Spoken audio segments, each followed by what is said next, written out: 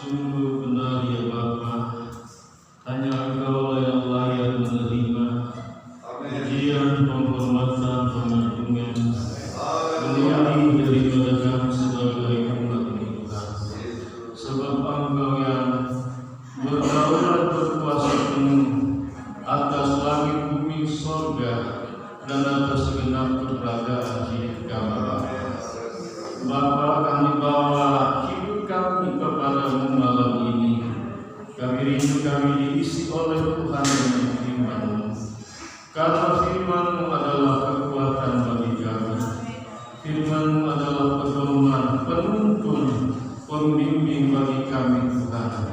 Firman-Mu yang meneguhkan kami dalam segala perkara Bapa.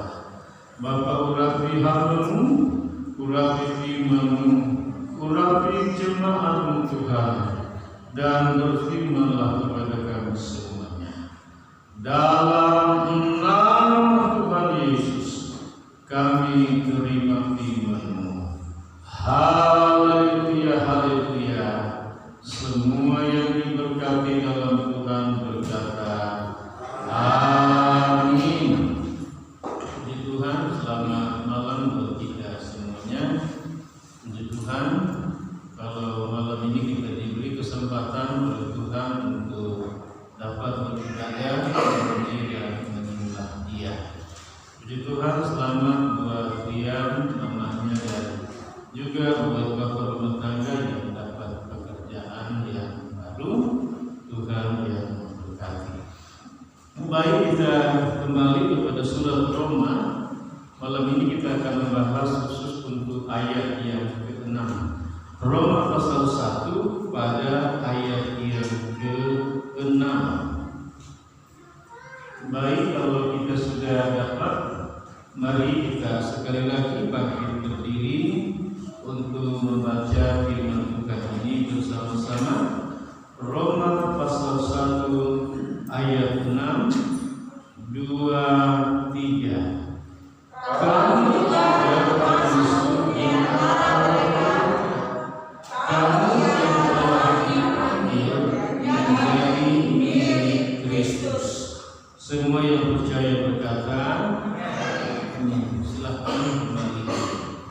Perhatikan tentang kalimat kamu juga termasuk di antara mereka. Kata kamu di sini menunjuk kepada semua anggota jemaat yang ada di Roma, baik yang ada di Roma dan termasuk juga kita semua yang ada pada malam ini. Yaitu apa kata firman Allah? Kamu yang telah dipanggil menjadi milik Kristus.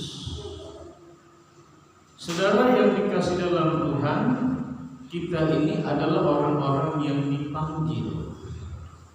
Ia dipanggil oleh Tuhan, dipanggil oleh Kristus, dipanggil oleh Tuhan. Saudara yang kasih dalam Tuhan, Tuhan bilang begini, Tuhan Yesus, bukan kamu yang memilih aku, tetapi akulah yang memilih kamu. Jadi kita ini saudara dipilih, kita ini dipanggil untuk apa? Di sini dikatakan adalah menjadi milik Kristus. Jadi kita sekarang ini saudara yang kasih dalam Tuhan, iya, bukan lagi milik dunia, bukan lagi milik dosa, bukan lagi milik iblis, bukan lagi milik diri kita sendiri.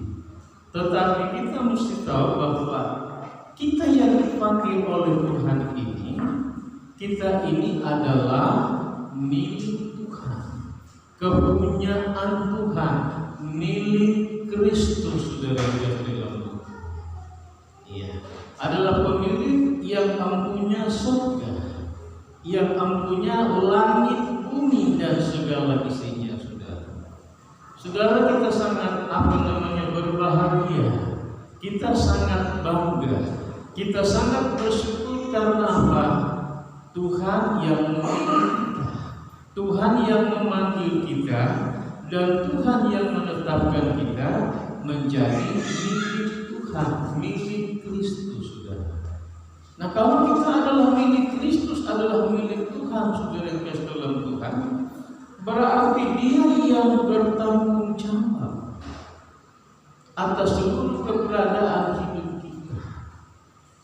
Dan kita tidak perlu, saudara yang kasih dalam Tuhan, ketika kita mengerti, memahami ini, kita tidak perlu takut, khawatir, saudara yang kasih dalam Tuhan, dalam menghadapi hidup ini. Kenapa? Dia tidak akan membiarkan kita, saudara.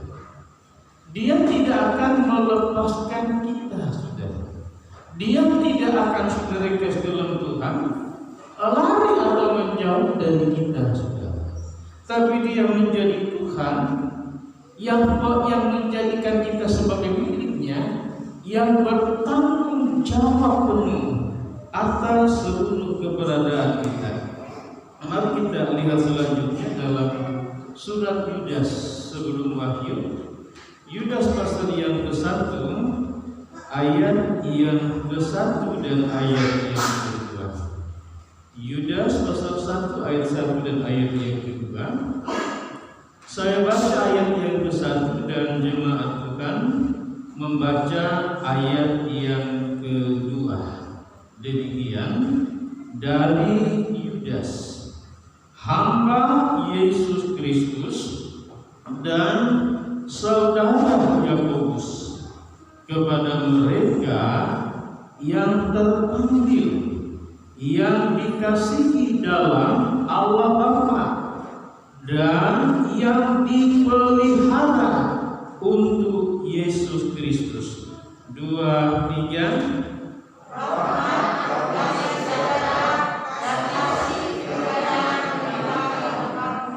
Iya. Saudara perhatikan bahwa ini dari Yudas.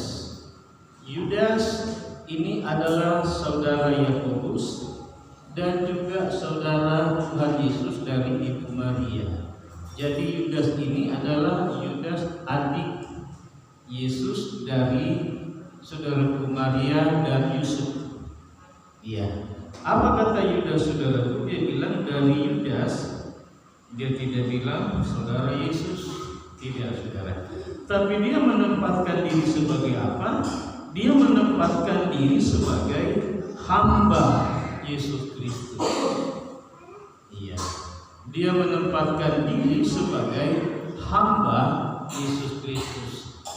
Saudaraku, saya pakai waktu yang lalu tentang hamba Yesus Kristus sebagai jomosnya Yesus, sebagai budaknya Yesus, sebagai orang yang disuruh semaunya, suka-sukanya Yesus, saudara-saudara. Sampai ada lagu sekarang yang berkata suka-sukanya Tuhan. Saudara yang kasih dalam Tuhan, itu kepada orang yang bagaimana? Kepada orang yang menjadi hamba Yesus Kristus, yang menjadi budak, yang menjadi jomos. Jadi dia tidak saudara yang kasih dalam Tuhan, suka-sukanya orang itu, tetapi adalah suka-sukanya Tuhan, saudara yang kasih.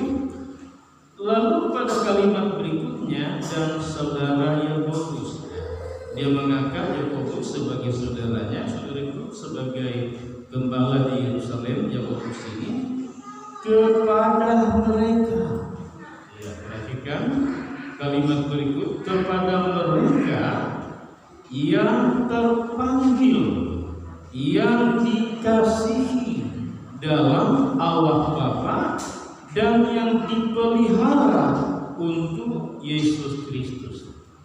Tadi saudara yang kasih dalam Tuhan, dalam Roma tadi itu saudara dipanggil, dikatakan sebagai milik Kristus.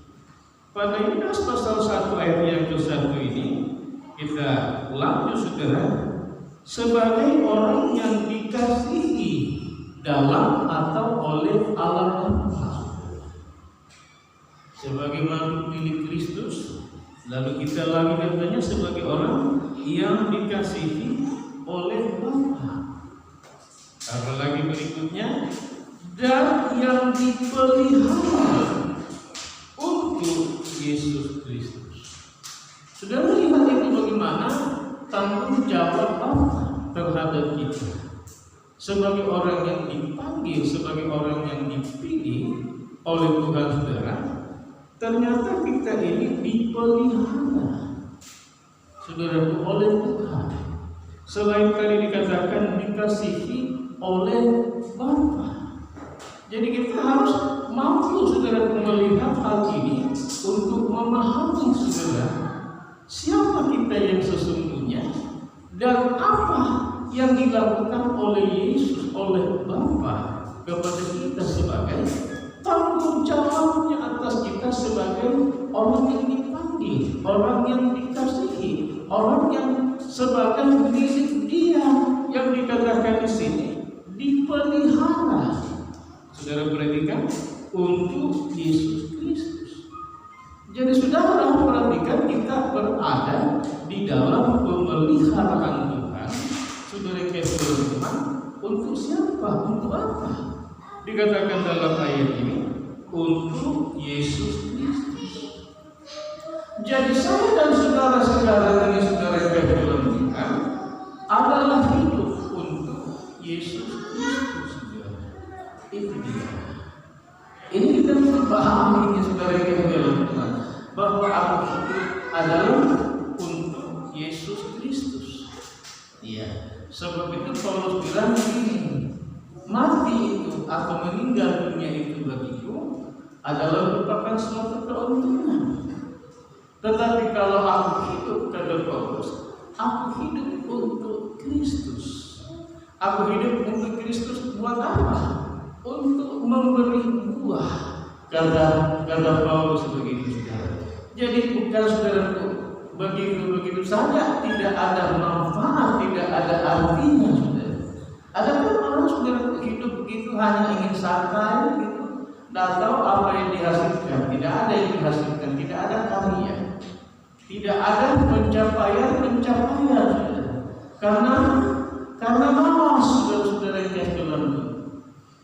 Sementara Paulus katakan, aku hidup untuk Kristus adalah untuk memberi buah, menjadi orang yang berguna, menjadi orang yang bermanfaat bagi siapa? Terutama dari dalam rumah tangganya, keluarganya, saudara yang dilakukan. Iya, bagi orang lain, terlebih lagi di atas semuanya itu, bagi kemuliaan Tuhan, saudara. Baik, kita masuk pada bagian saudara yang dalam Tuhan. Berikut, rahmat, damai sejahtera dan kasih kiranya melimpahi kamu. Saudara perhatikan bahwa kita hidup dalam pemeliharaan untuk Yesus Kristus, kemudian juga rahmat. Artinya Tuhan merahmati saudara. Iya, Tuhan merahmati kita dengan rahmat-Nya dari surga. Itu. Berikut apa? Dia pula memberikan kepada kita yang namanya damai sejahtera. Iya, selain rahmat, damai sejahtera, kasih kiranya melimpah kamu. Dilanjutkan dengan apa? Kita hidup di dalam kasih, bukan kasih yang minus, saudara-saudara, waktu pas-pasan, tapi dibilang kasih yang melimpahi kamu. Saudara hidup di dalam kasih yang berlimpah-limpah, saudara yang dikatakan. Seperti itu. Baik, kita masuk pada yang terakhir. Iya. Wahyu pasal 17 ayat yang ke-14. Iya. Wahyu pasal 17 ayat yang ke-14. Ini ayat terakhir untuk malam ini. Penguraian dari ayat yang ke-6 Roma pasal 1. Kita baca Wahyu 17 ayat 14, 2, 3. Mereka akan berperang melawan anak domba, tetapi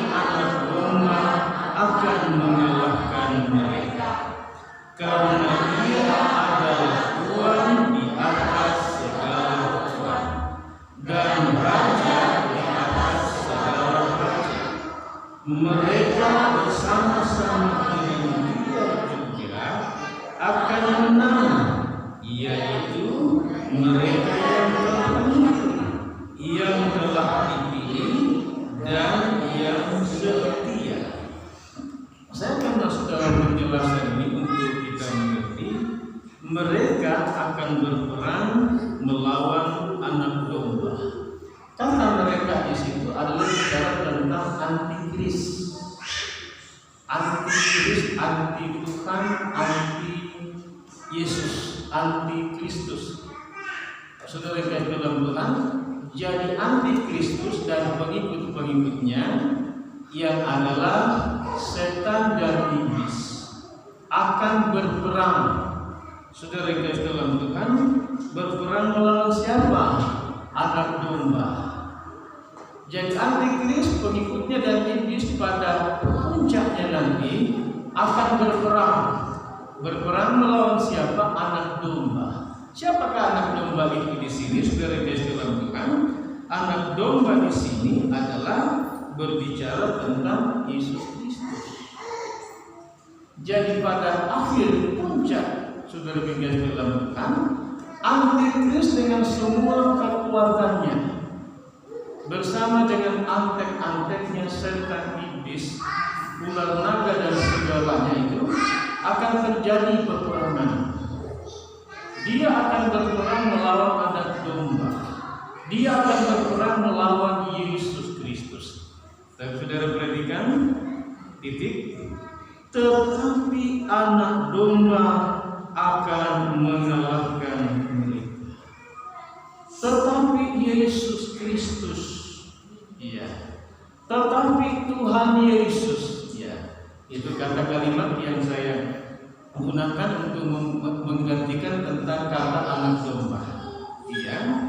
Saudara yang kasih dalam Tuhan akan mengalahkan mereka. Akan mengalahkan antikris, antek-anteknya, pengikut-pengikutnya, setan iblis, ular naga, Satan. Jadi kata-kata yang dipakai dalam surat Wahyu, saudara yang dalam Tuhan, akan dikalahkan oleh anak domba atau oleh Yesus Kristus. Kenapa? Sampai Yesus atau anak domba itu mengalahkan antikris ini dengan semua antek-anteknya. Saudara perhatikan kalimat selanjutnya. Karena Ia adalah Tuhan di atas segala Tuhan. Karena anak domba itu, karena Tuhan Yesus Kristus itu adalah Tuhan di atas segala yang dipertuan. Perhatikan ini. Itu yang pertama. Yang kedua, anak domba atau Tuhan Yesus Kristus itu, Dia adalah Raja di atas segala raja. Dan saudara dalam bab itu yang diangkat tentang posisi atau kedudukan Yesus. Dia sebagai Tuhan di atas semua yang dipertuan di dunia ini dan di surga. Berikut, Yesus adalah Raja di atas segala raja.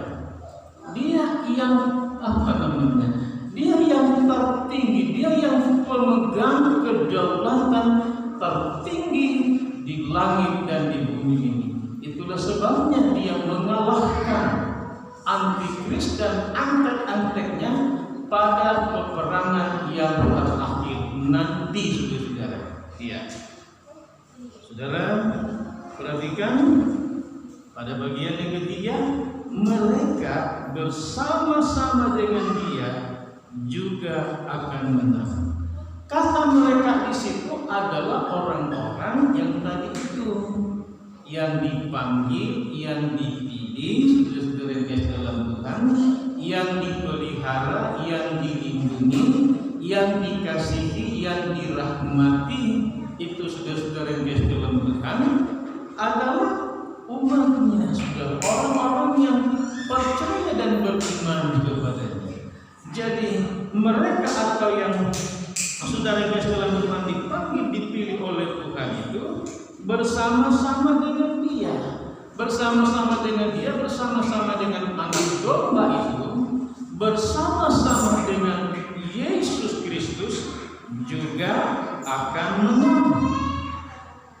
Termasuk saudara dan saya yang mendengar firman Allah dan mengerti Allah ini, bahwa saudara kasih dalam Tuhan, saudara dan saya pada peperangan itu,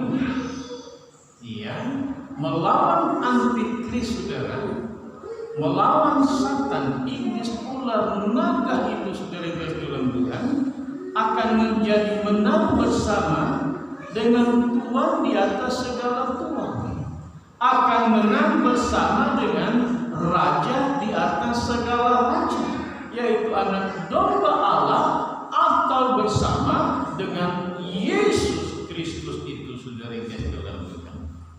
Iya, menang juga yaitu mereka yang terpanggil.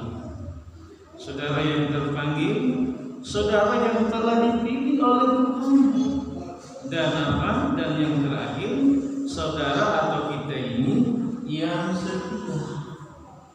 Jadi yang dijamin oleh Tuhan itu saudara-saudara yang kasih dalam Tuhan, yang pasti menang masuk surga bersama dengan Yesus. Pertama yang terpanggil, yang kedua yang terpilih, dan yang ketiga yang setia. Pastikan saudara yang kasih dalam Tuhan berada dalam area sebagai orang yang terpanggil oleh Tuhan. Panggilan Tuhan kepada saudara. Dan pastikan saudara yang kasih dalam Tuhan menjadi orang-orang yang telah dipilih oleh Tuhan. Dan yang ketiga, karena saudara setia kepada Tuhan. Amin. Haleluya. Kita beri tepuk tangan.